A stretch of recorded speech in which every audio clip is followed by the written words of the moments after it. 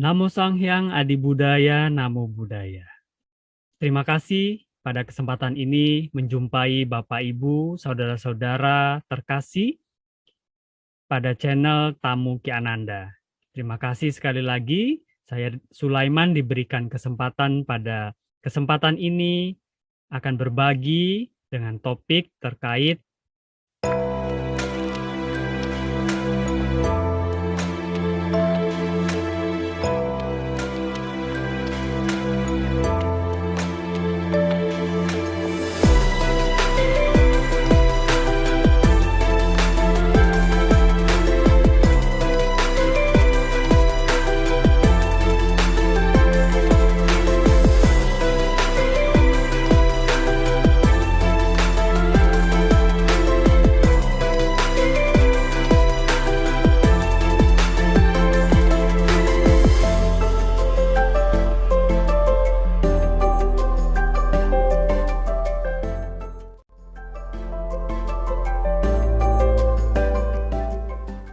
Nah, Bapak Ibu saudara-saudara, saya akan melihat dari dua sudut pandang.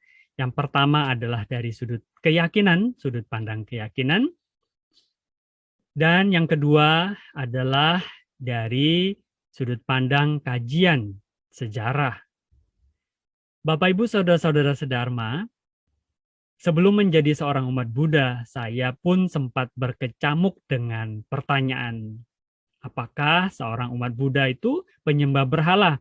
Karena melihat umat Buddha yang melakukan ritual yang kita sebut dengan puja bakti itu di hadapan patung Buddha atau Buddha Rupang yang kita kenal.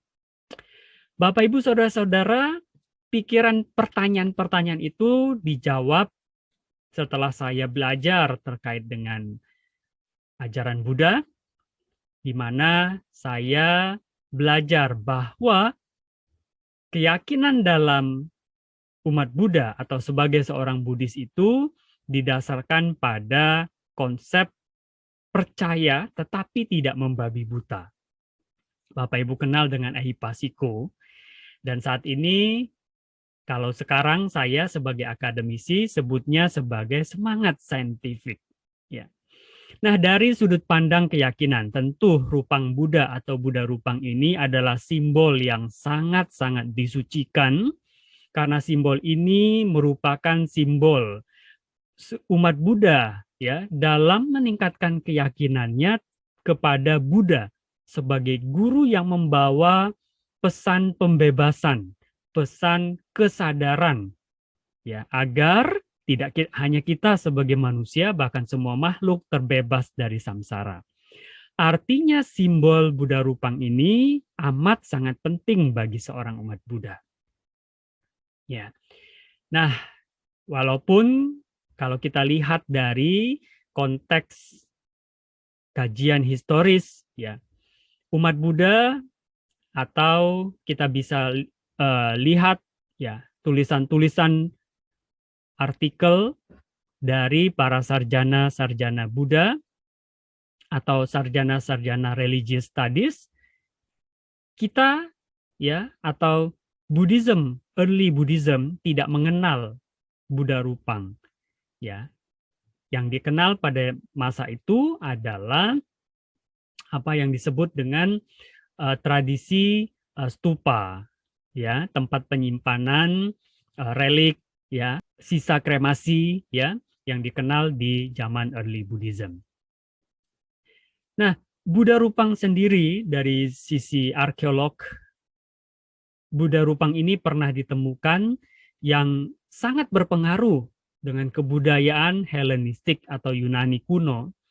Dan ini sangat menarik di mana pengaruh dari budaya Helenistik ini antara Helenistik dan Buddhisme ini ya bisa ditengok dari bisa dilihat dari gambar Buddha Rupang ya yang menyerupai dengan patung yang ada yang mengingatkan kita kalau kita lihat itu dengan toganya Romawi ya. Kemudian itu mirip sekali dengan apa yang ada pada kebudayaan Romawi ya. Nah, Bapak Ibu saudara-saudara, tentu dengan kebijaksanaan kita bisa melihat bahwa pertama Buddha Rupang ini sebagai objek, kita sebagai umat Buddha memunculkan, menumbuhkan keyakinan kita dalam praktik kita sebagai seorang Buddhis dengan tujuan akhir kita terbebas dari samsara, ya, mencapai kebahagiaan sejati, state of mind, nibbana, ya.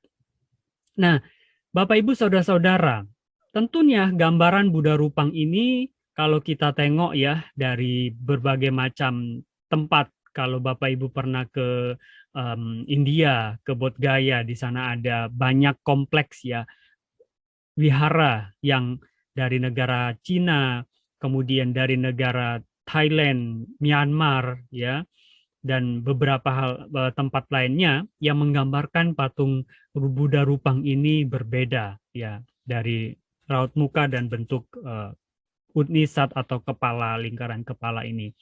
Nah, di sini saya menginterpretasi Bapak Ibu bahwa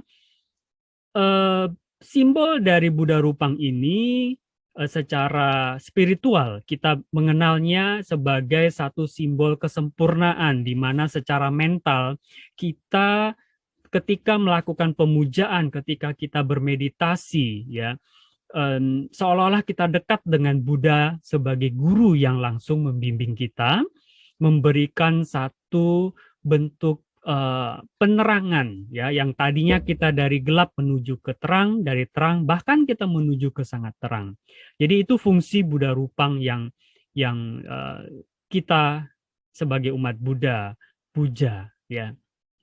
Nah, tentunya ketika kita hidup di masyarakat Indonesia yang beragam, yang banyak keyakinan, banyak budaya dan sebagainya, tentu pemahaman-pemahaman ini tidak banyak dimiliki oleh teman-teman yang lain kalau mereka tidak belajar terkait dengan ajaran atau agama yang lain. Ya, satu sisi kita bisa melihat simbol ini sebagai keyakinan umat Buddha untuk terus meningkatkan tingkatan spiritualitas kita, ya, sekaligus mengedukasi masyarakat.